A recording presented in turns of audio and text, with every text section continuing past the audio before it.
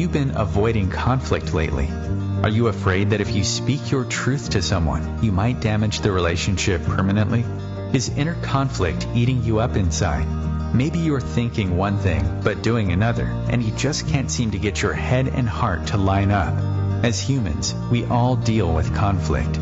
Join Jennifer McKenna now as she talks to business leaders about the importance of conflict and how we can all move through it with greater grace and ease, ultimately taking our relationships and our lives to the next level by facing conflict courageously.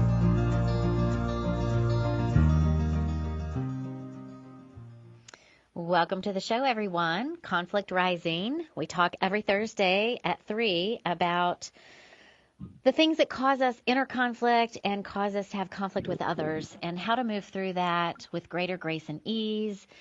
As the saying goes, it's always darkest before the dawn. And right now it feels like we are at our darkest culturally that we can imagine. We have so many divisive issues and experiences that we're being faced with, and it is a hardship on us all individually. It's hard on our hearts, it's hard on our minds, and just as hard on our relationships when we have loved ones who see things very differently. So the purpose of the show every week is just to talk about those things and welcome guests every week who are working in certain areas that are meaningful to these conversations. So today I welcome my good friend and wonderful professional when it comes to English as a second language instruction, Carol Glickman. She's joining us today. And Carol, welcome to the show. Thanks for being here.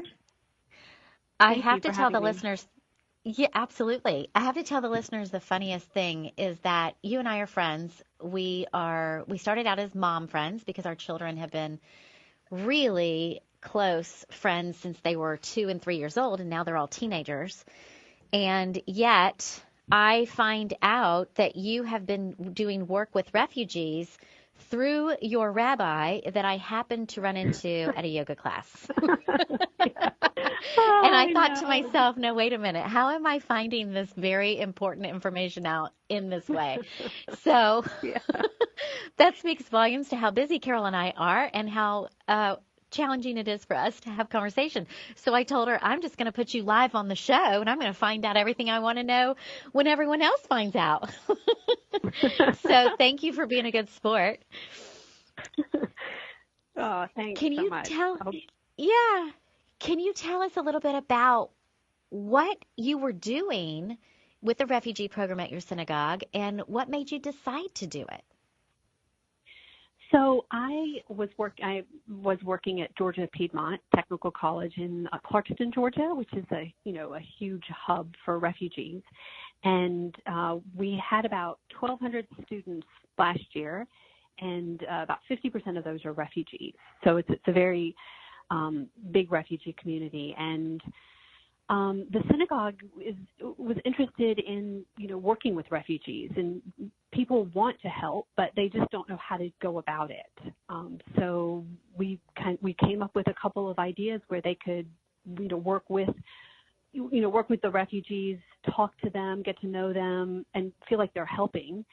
And so we started a conversation cafe, which is where the volunteers from the synagogue come in, they bring food, and after class we have conversation. So they sit around and have conversation. And also they started a clothing closet and tutoring as well. So a lot of them come in once a week and pull out students from classes if their level is too high or too low, and they work with them. So it was a way to help the students, the refugees, to hook them up with people who could help them, to make them feel welcome, at a time when they don't, and then also to help the synagogue find a way into that world. So that was the sort of the purpose. And a lot of those refugees in Clarkston, I think about, 80 or 90% are Muslim. And so it's just a nice way for the communities to meet and talk, and not talk about anything serious, but just get to know each other. And so the rabbi does come to the conversation cafes with his kids, and I think it's been really nice. It sounds incredibly important, and I can't imagine how gratifying that must be. And so what comes to mind for me is we think about all the cultural conflicts and the misinformation around just the Muslim population to begin with, the Muslim relationship with the Jewish community, and then also just refugees in general, right? So there's just a ton of misinformation. I'd love to talk about all of that today on the show and get your opinion because you have been on the front line.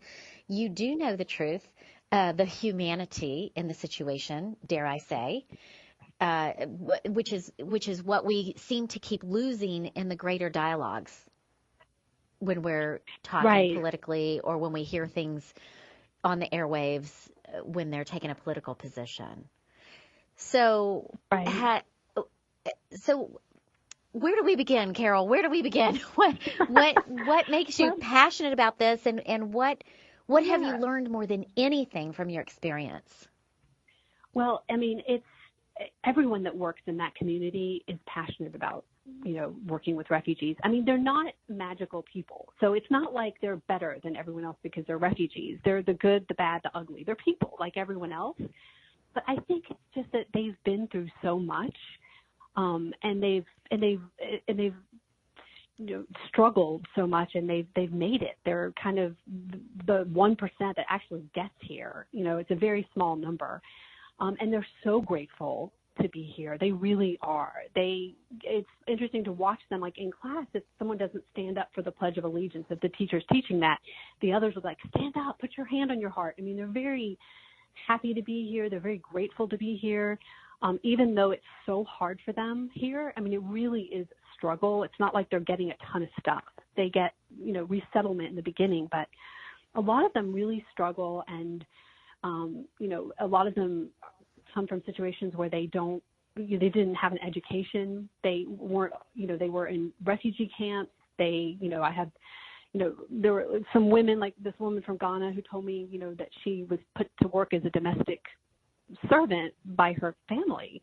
And so she never went to school, but she's so smart and so, she keeps going. She's so optimistic. And so all of that makes everyone, I think, who works in that community really passionate about helping these people.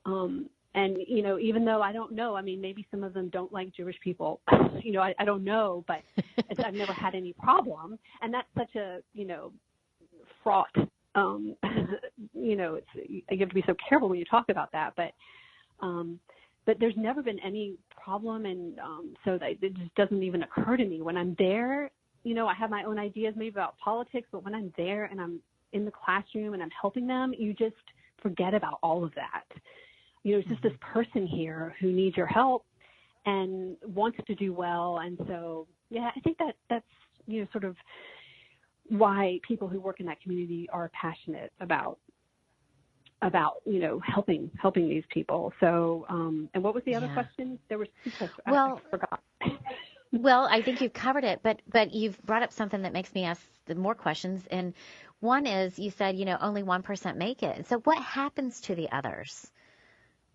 I mean, they either, there's so many, there's this kind of idea that there's a crisis, but the real crisis is in those countries where they're coming from.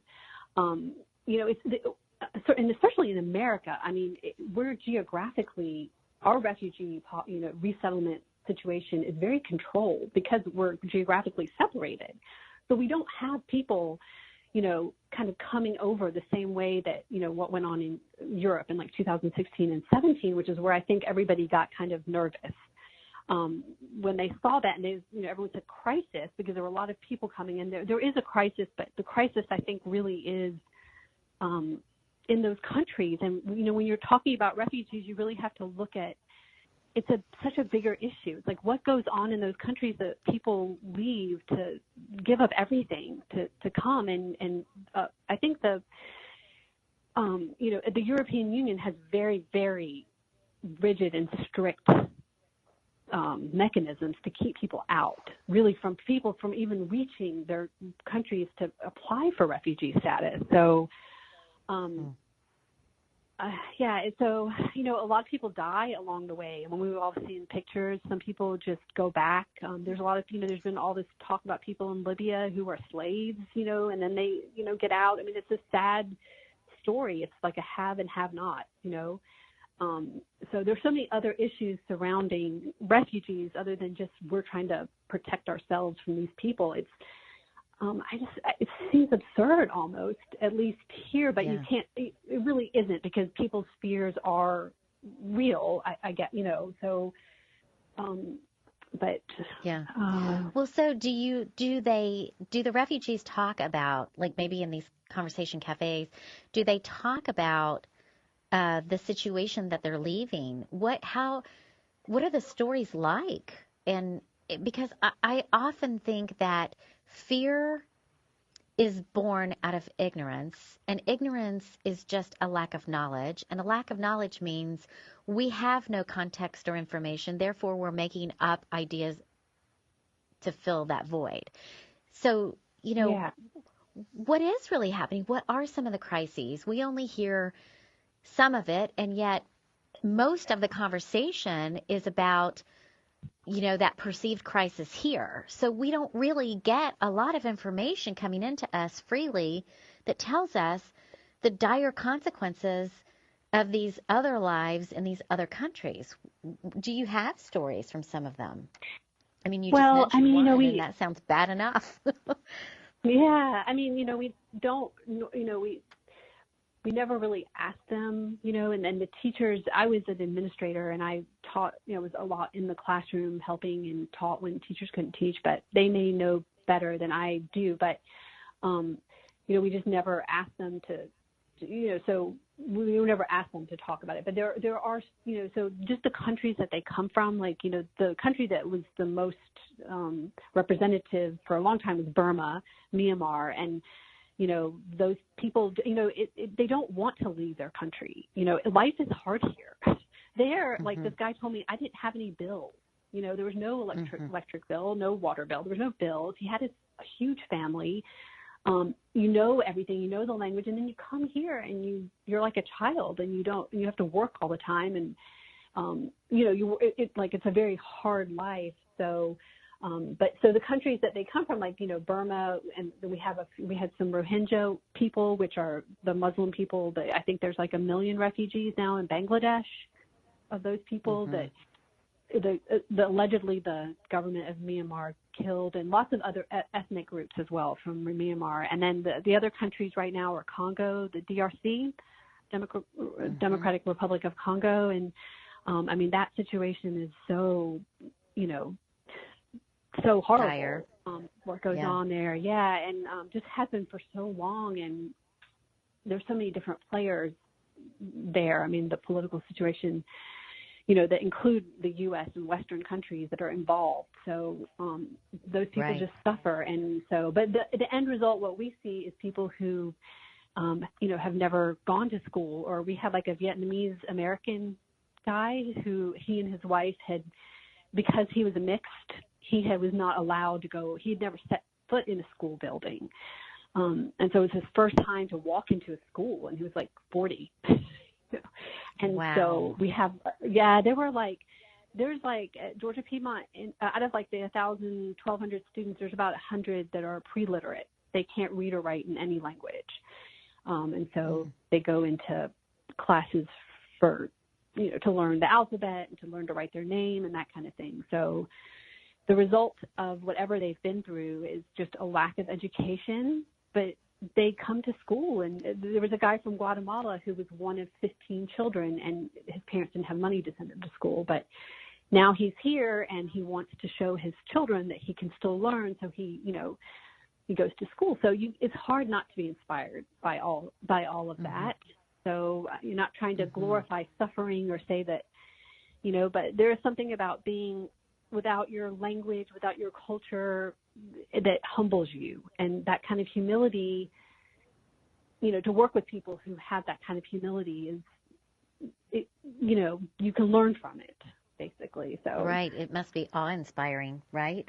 And it's so it kind of is. far from, from where the average American sits, no matter how hard our lives are and can be for sure. I'm definitely not minimizing that we've got homeless issues and we've got all kinds of economic struggles ourselves, and education struggles and that type of thing. But when you stop looking at the lines that divide us and you start looking at that human element, it really is just profound that anyone would try to crucify the person who has just sacrificed their entire lives to start from scratch with nothing and very little potential in a brand new culture with no skills, with no resources. I think it's almost so extreme it's hard to wrap your mind around what that experience would be like. Yeah, I think it would be. You get a taste of it when you go to another country and you can't speak the language. You feel like a child and again. Right, and half the time when you do that, you still have money in your bank account to get you where you want to go. You can still have a decent experience and just have a language barrier, but yet that's hard. And so when you take away all of those other safety nets, I can't imagine how terrifying that must be. Yeah. So I love that you're doing this. Yeah, it's good stuff. So you've been citing a lot. Well, you know what? I'm going to save my next question. Let's take a commercial break, and when we come back, I've got more questions for you. So stay tuned. Okay, thanks.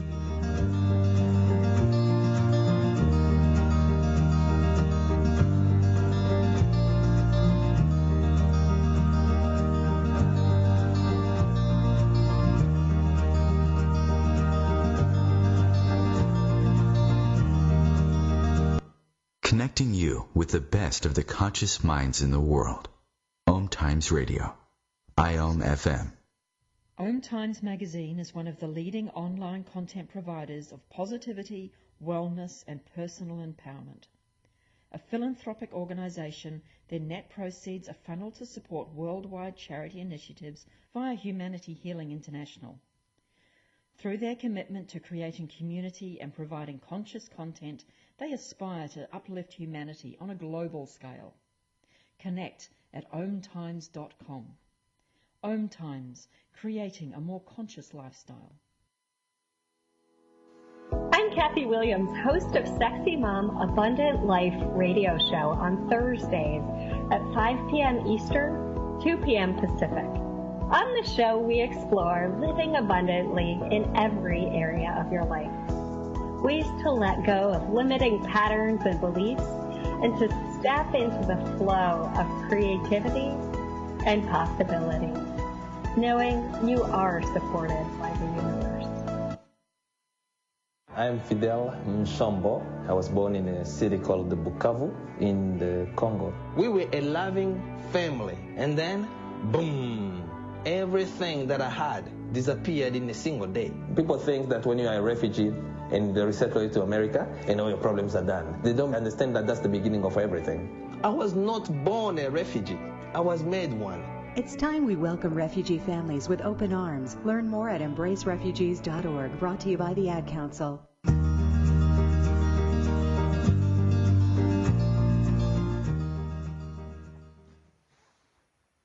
Welcome back, everyone. We have Carol Glickman joining us today, who has been on the front lines with the refugee program through her synagogue, and she's also been an ESL, which is English as a Second Language instructor, for many years. And so she's sharing with us really, really great stories about what it's like to work directly with refugees. What's the real story, not what we keep hearing coming out of Washington, D.C. to try to scare us all.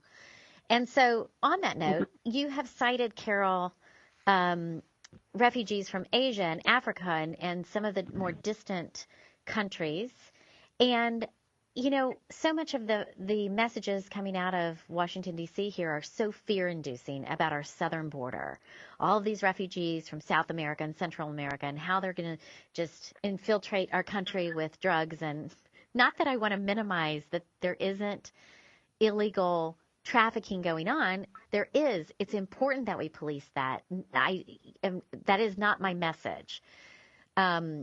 But I am curious to know your perspective on this. And have you worked with refugees from those areas of the world? And how does that differ? And why isn't the greater landscape of the whole world and the refugees from all over the world being factored into that conversation? I would just love your opinion on these things.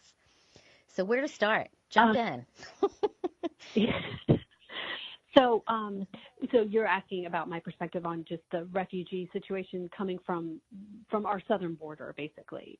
Yes, because that feels like where the scare tactics are in the messaging that we are getting. Right. I mean, I think that we all know that. Well, first of all, I guess what are they saying that makes these people sound so scary? Is number one, they're terrorists, and the truth is that there haven't been terrorists in the U.S., I guess, that are coming over the border. I mean, it just doesn't seem to be a real problem. I think we haven't seen that. The numbers just don't bear that out. And, what else do they say about those refugees? They're taking up too many resources. They're taking in too many jobs. I mean, I think those things are not true. They're just not factually true. About people coming from Mexico and Guatemala and those countries, I don't think that they're using too many resources at all. They pay taxes. I mean, I don't have all the numbers, but if you look at the numbers, I know that they pay taxes. They contribute a great deal to the economy. I mean, if you just sat down and looked, like, what do these people contribute? So I think that's just not,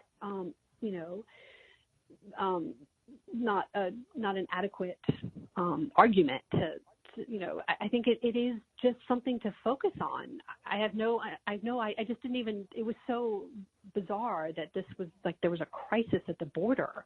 Like you said, I know that we have to police that and that those people, we have to have immigration and have some controls over our border, of course, but I don't think there's an actual crisis with refugees coming over the southern border. I think it's, the crisis, there is a crisis in those countries that those people are leaving, but we don't have a crisis with them unless we, make one.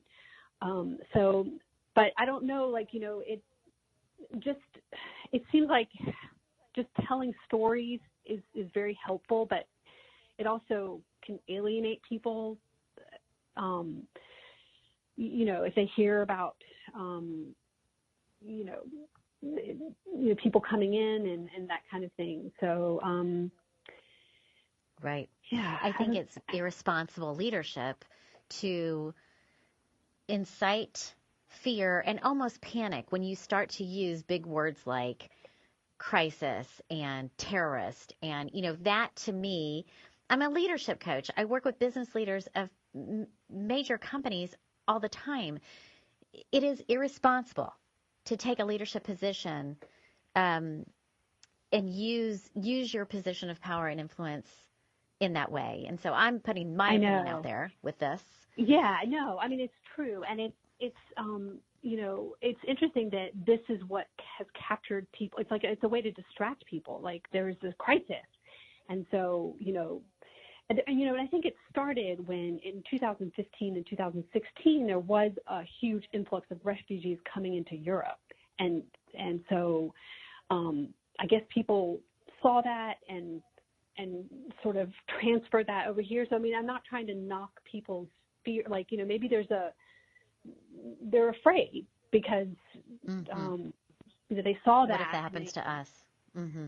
What if it happens to us? But I think you're so right, Jennifer. I mean, I think it's, it's so irresponsible, but it's just one of the many irresponsible things and that this, that the government, the current government is doing, that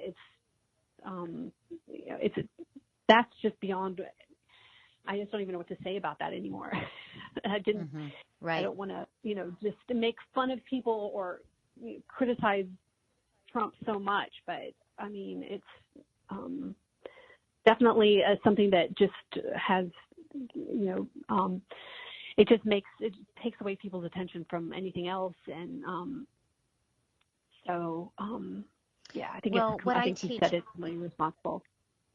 Yeah, and what I teach all the time, I deal with conflict every day. It is my job. I go in as a culture change consultant in corporate America.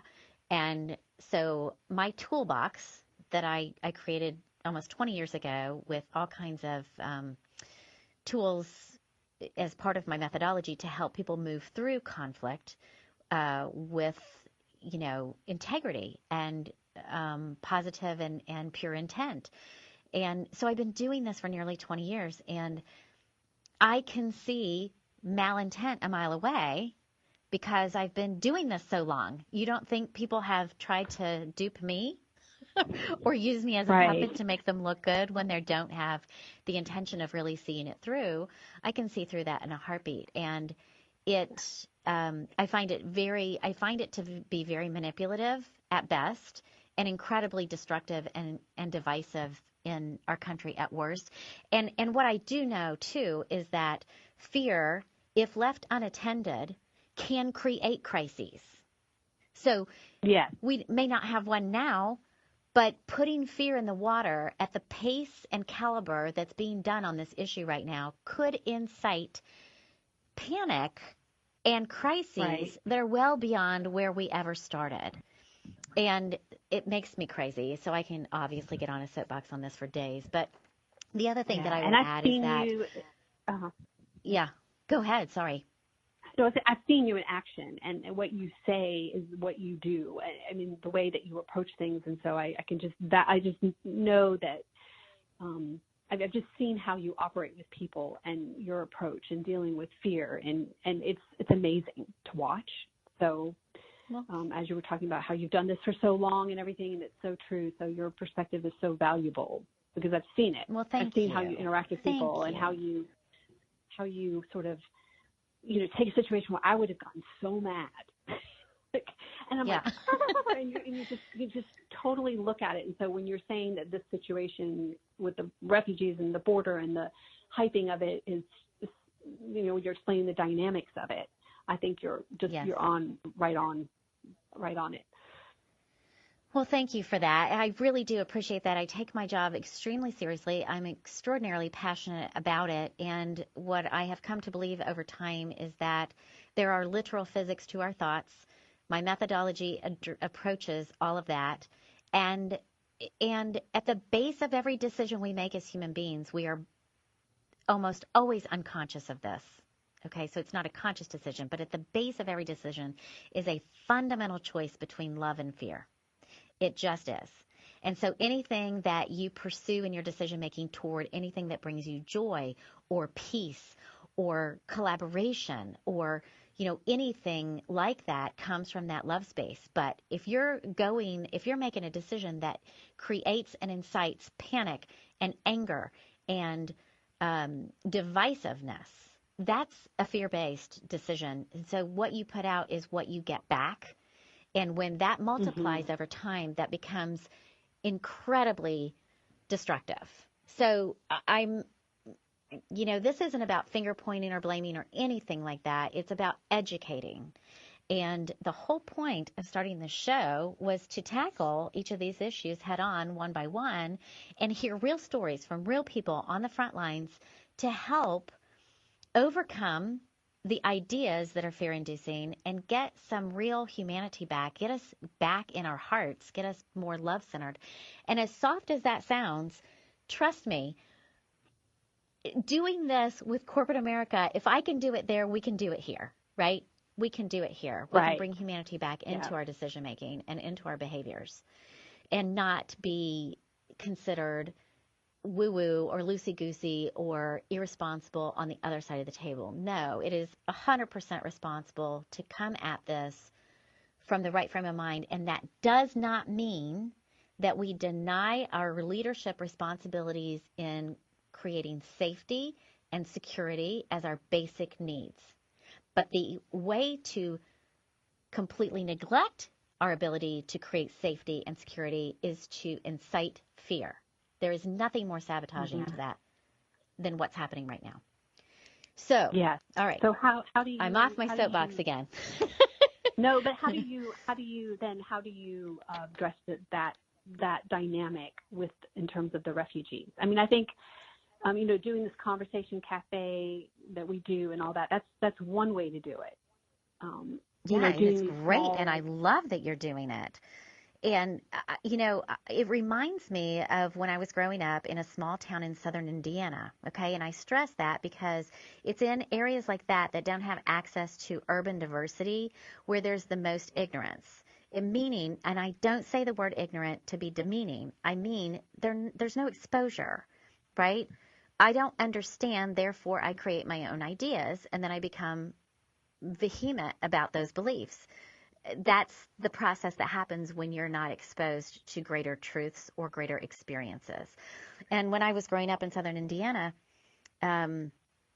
we had refugee families from Vietnam after the Vietnam War. And I remember growing up with kids from Vietnam. And I mean, they completely acclimated to our culture. I can't imagine. I was just a little child, so I don't know what their parents must have endured coming over here. But I do know that all that work came through our church.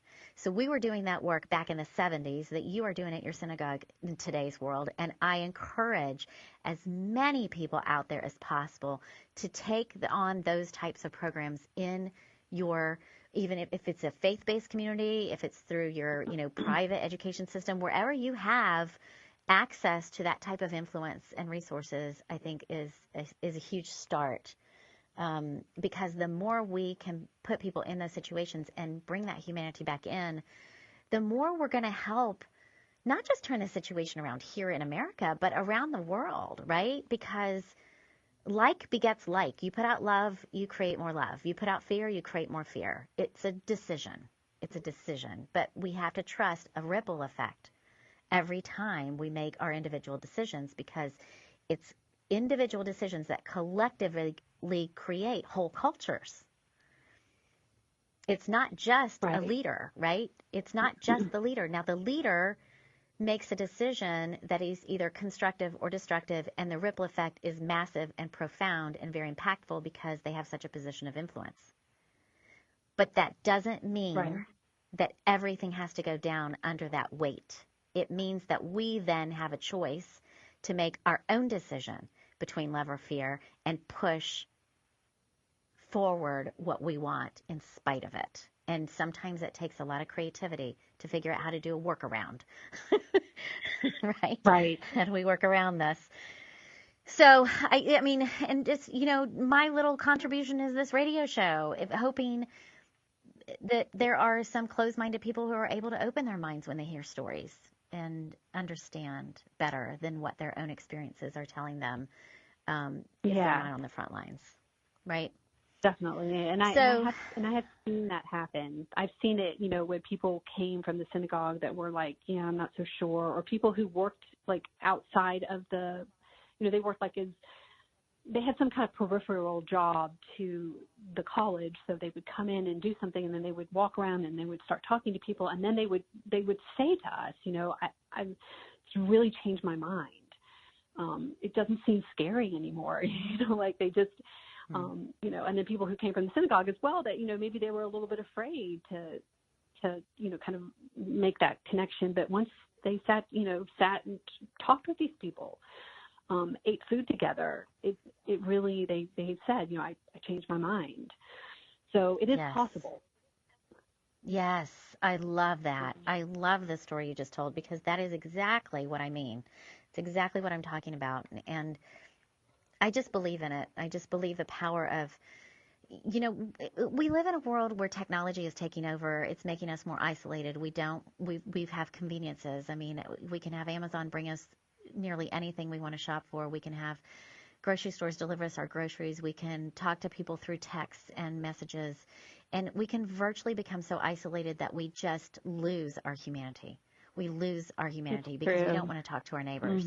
And so slowly but surely, we're letting innovation bring out the worst of us. And I'm just asking everyone to be hyper aware of how that's affecting each of us so that we can all make little decisions that create bigger, more positive ripple effects. Definitely. And what you just described is that sitting down and having a meal with someone you don't know, hugely powerful. It's just hard to figure out how to do that. You know, like just as a person, like you're sitting in your house, you're like, I'm kind of interested, you know, how do I do that? Like how, you know, I guess if you don't go to church or synagogue or whatever, it's kind of hard to figure out a way into that community. So I don't know how you do that. I mean, the college where I work now is, it's the refugee and immigrant community that have kind of made it. It's interesting because it's like the next step. They've come out to Clarkston, and you know, so I mean, you could volunteer at a college, you know. But this college is very, very, very diverse. So it's and many of the kids are children. They're like the children of those refugees and immigrants, and they're making it, and they're strivers. It's the most diverse college in, I think, the Southeast, the South. It's hugely diverse, and so So I mean, I guess that's just trying to think of ways for people to get into, you know, to find a way to connect with these people.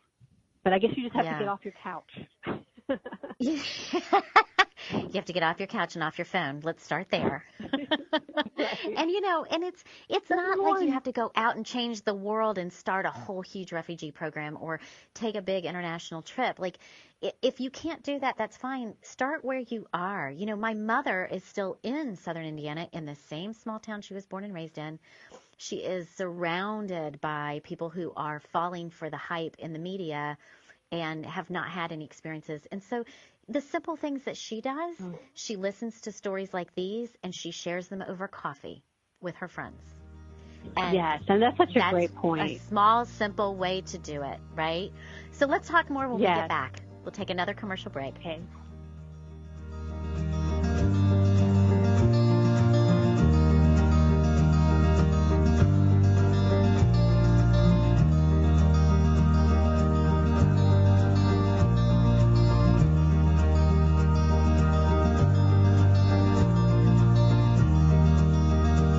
Free your mind with OMTimes Radio, IOM-FM. Host your show on IOM-FM, the radio network of OMTimes Media, one of the more recognized brand names in the conscious community, and is backed by the extensive marketing reach of OMTimes. Hosting a show on IOM-FM immediately connects you with our extensive dedicated community. Hello, I'm Sandy Sedgbeer, host of OMTimes Magazine's flagship radio show, What is Going On? My passion is sifting through information, research, and innovations from new thought teachers, speakers, and researchers pushing back the boundaries of what we know about life, energy, metaphysics, and the universe. I love shifting perceptions about who we are, why we're here, and how quickly impossible becomes normal when we open our minds, expand our awareness, and accept that the only limits that exist are those we place upon ourselves. So if you're the kind of forward-thinking, eager investigator of what lies beyond the current reality that most perceive, why not make a date to come play with me in the field of possibilities at 4 p.m. Pacific Time, 7 p.m. Eastern Time every Thursday, and together we can discover what's really going on. Imagine being fired because of who you love. Imagine being denied medical treatment because of who you marry. Imagine being evicted because of who you are. Millions of Americans don't have to imagine this. They have to live it. Because in 31 states, it's legal to discriminate against LGBT people. Get the facts at beyondido.org. Brought to you by the Gill Foundation and the Ad Council.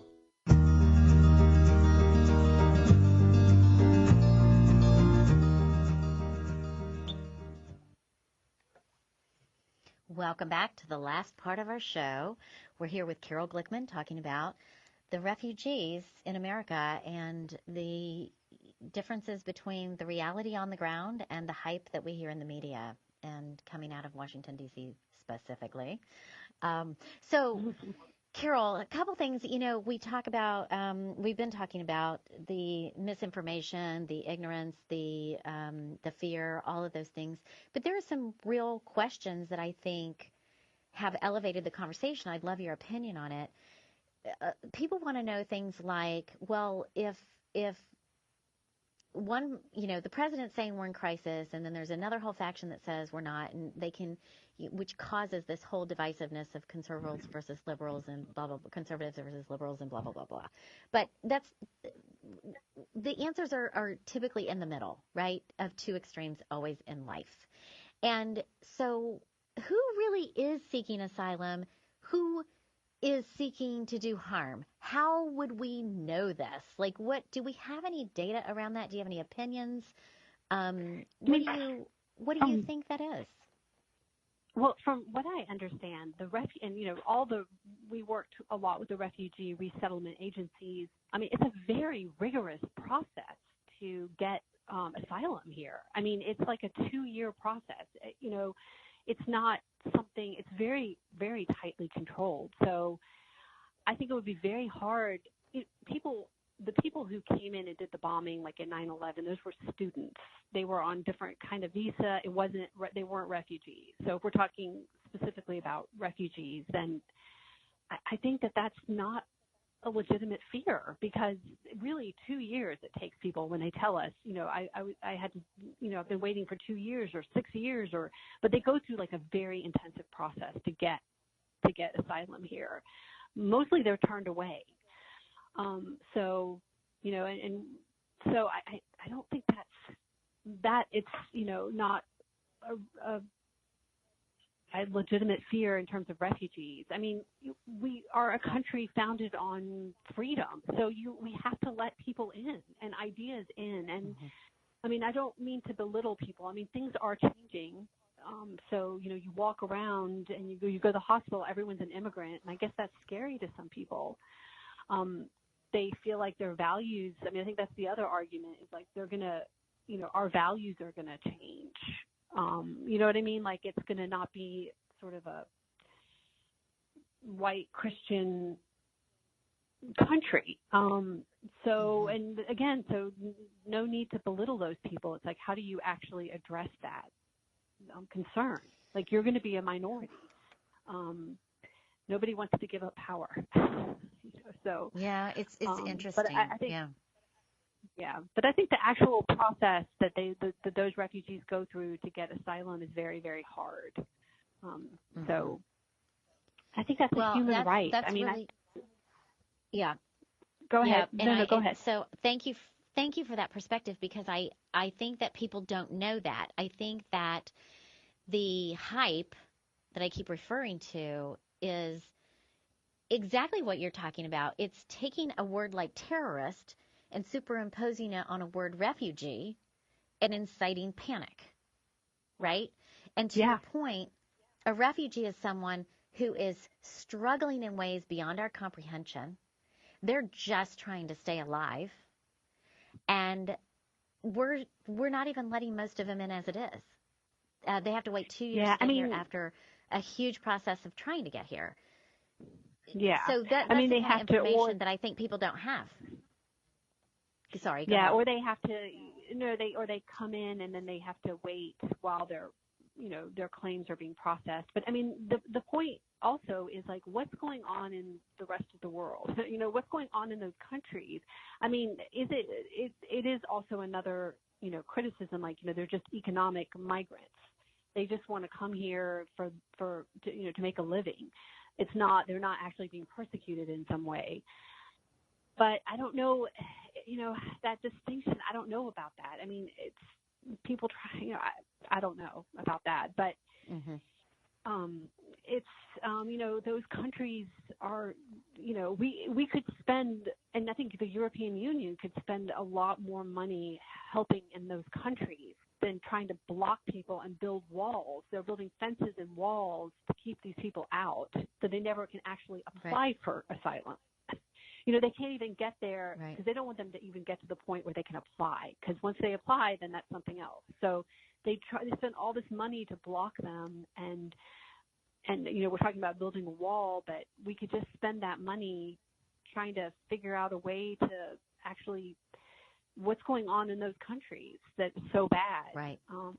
Right. It's just a bigger question to me. It's a question about, what kind of people do we want to be? I mean, right. Right. What are our values, by the way? Right. Because from the looks of things, we're not living up to our white Christian values anyway. So what are we really forfeiting here? So many great points here. It's hard to know even where to start to dive. But, if you look at, like what you said, the economic migrants, right? The person that's just trying to strive for a better life. That is how the majority of our population as an American society was formed. Is that not true? Yeah, that's weren't true. people coming over here in droves from Europe to try to find a better life? Weren't the forefathers leaving England to create what they perceived to be a better life? I mean, this is what we are founded on, and I know other people have said this over and over, but even if we find out that, let's say it's 50-50, half of them are coming from unbelievably war-torn or genocide-induced cultures, those really hardcore true crises, and half of them are economic migrants. I guess my question back is, so what? So what? If our process is rigorous enough that they have to work that hard, they must need it that badly, to go through a very rigorous process and wait 2 years with the chance that they could either not get in or get kicked out. That still, to me, implies the dire need to improve their circumstances. And so it comes full circle again to your question. Yeah. Who do we really want to be? But I mean, it's, I guess people, just to, again, address people's fears, if all these people come in and they have to compete economically with them, will that be a problem? But I don't think so. I think that they contribute to the economy. And the truth is, a lot of the people that come in as refugees, especially, they come without language. They come without so many things. They end up working like in the chicken plants. They're not jobs that people want anyway. Many of the students at Georgia Piedmont, that's what they do. They work in the chicken plant, or they do some other kind of job that nobody wants, but they don't need a language, to be able to speak from. Right. And so they're not really competing. They're contributing, and their kids become, they come and then they kind of give up their lives, but their kids, they're strivers. I see it all the time, especially in the college I am now. That's who they are. They're strivers. They want to make it. They're grateful. They're humble. It's, they're lessons for us. But they're not perfect, completely. Again. So I don't want to sound like, they're just like these perfect people.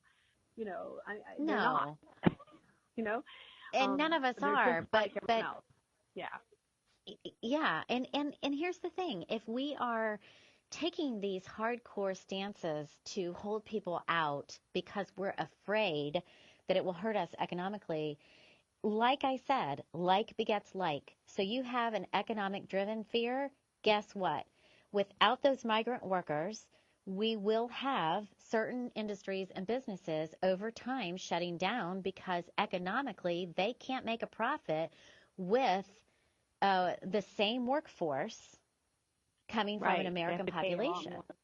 So we're only going to bring our fear to life in another way over time. And, I guess just let the experiment unfold, because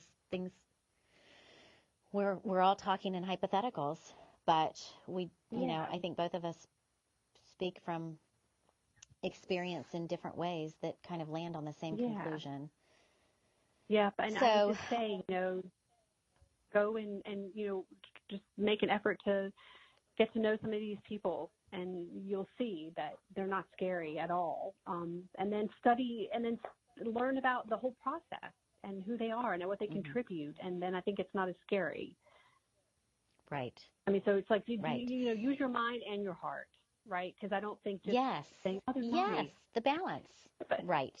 Completely. Yeah. So on that note, Carol, if we talk about the people who don't have access, right, to these people to have these conversations, do you have a thought about where to go for real information? If they wanted to go seek out information, and it's hard for them to filter through because they don't trust the media now, and, you know, half of them don't trust the media and half of them are hearing us, but they're thinking, well, I only listen to the president, whatever. Where else would I go to get a different perspective when I can't meet them? Do you have a source of information online or a certain media brand that you would recommend that's giving accurate information? Well, I mean, do you have any recommendations around that? Well, I mean, there's the refugee resettlement agencies.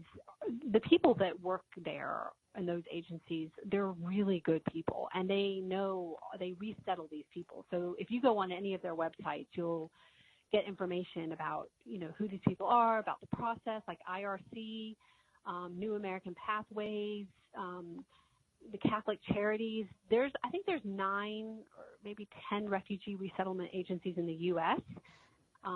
Donald Trump was going to close about 3 of them. I'm not sure if that's happened yet or not, but that was the plan, to just shut them down nationally. So because there aren't refugees coming in really, but those people are really good sources of information and, you know, volunteer opportunities as well. IRC is huge, International Red Cross, and they do so much, and I think they do have good information. I don't know if people would consider that biased or not. I mean, if you really are interested, there's so much information out there you can just kind of pour through, and you have to be a little bit of a critical thinker, I guess, to kind of figure out what you think is true or not. But the numbers are the numbers. So those places will just provide you with numbers. Like they'll say, you know, last year in 2017, for example, 2,179 refugees came into Georgia, and that's a number. That's a true number. 4,900 people got English as a second language services.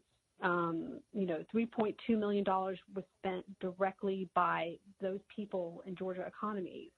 85.8% of refugee families in Georgia were employed and self-sufficient within 180 days of arrival. And those are facts. I'm not just saying that. Those are actual facts I'm looking at right now. So, and that comes from the Coalition of Refugee Services Agencies, which includes like New American Pathways and IRC and Georgia Piedmont. Georgia Piedmont just does ESL, English as a Second Language. But the other agencies do resettlement, which means they help people, you know, get jobs, get houses. They help them settle in, but they're just for like 6 months they get help. That's it, and then they're kind of on their own, believe it or not. So, wow. So in all refugees coming into the U.S. have to go through a 13-step screening process, including 7 steps of security clearance. So those are the facts. Those are things that actually happen. They're not biased. I mean, you know what I'm saying? Right. And that all comes from, you know, I do. Resettlement agencies. So, yeah. Well, and so, to your point, if somebody found the International Red Cross to be too biased to listen to their data, I would just find that completely devastating. Like, have we become so jaded that we don't trust any sources of expertise and information? That's just ridiculously paranoid. So, you know, I'm just encouraging all listeners. Yeah. Keep your minds open, everyone. Keep your hearts open. Keep your minds open. When our hearts and our minds are open, we are far more prepared and ready and smart, and we make good decisions, you know. And I think that part of the misnomer is that it's, you know, if we open our hearts, we're too soft and we're not facing the hardcore reality, and we're not facing, well, guess what? The best decision making comes from that space, because you're finding the balance between what's too soft and what's too hard. And getting that balance is really critical. But you can't get there if you're operating from fear and false information. You just can't get there. And you will instead, over time, create your worst nightmare. So, what parting words do you have for listeners? And nothing. That's it for me. I mean, I feel so, I feel good listening to you, Jennifer, because, you have such good wisdom, and I've seen how you actually operate and how you deal with people and how you operate in your life, and those things are real and true. And so I will have a better day after having talked to you. Oh, you're so great. I adore you. And listen, what you've brought here to this show is invaluable, and it's exactly what I was looking for and hoping for. And I'm so glad we finally had this conversation, even though we're sharing it with many other people. So thank you so much for bringing all of your experiences and insights to the table today. Super, super helpful. And I wish you the best with these programs. And if there's anything that I can ever do to volunteer, I'd love to, and get the kids involved if that's even possible. So let me know if the opportunity arises.